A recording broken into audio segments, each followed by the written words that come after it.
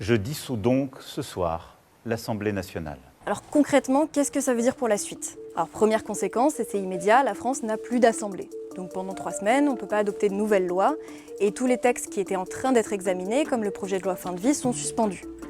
Le Sénat n'est pas obligé de suspendre ses activités, mais c'est ce qui s'était passé pendant les dissolutions précédentes. Ça remet aussi en cause les commissions d'enquête parlementaires. Pour la faire courte, c'est des petits groupes de députés qui vont enquêter pendant une durée maximum de 6 mois sur des sujets précis, et chaque groupe d'opposition a le droit de proposer un sujet une fois par an. Donc là, avec la dissolution, tout s'arrête et c'est potentiellement des semaines, voire des mois de travail et d'audition qui passent à la trappe parce que l'Assemblée suivante n'est pas obligée de reprendre les dossiers.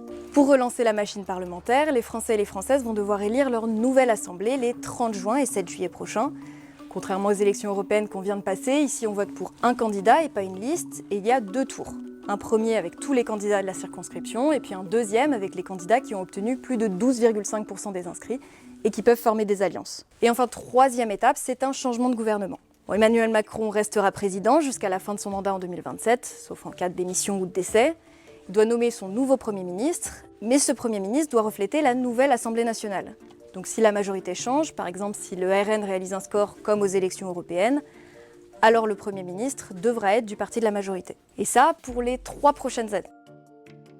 Pour voter, pour faire une procuration, changer son bureau de vote, vous retrouvez toutes les informations pratiques sur le site internet du Télégramme.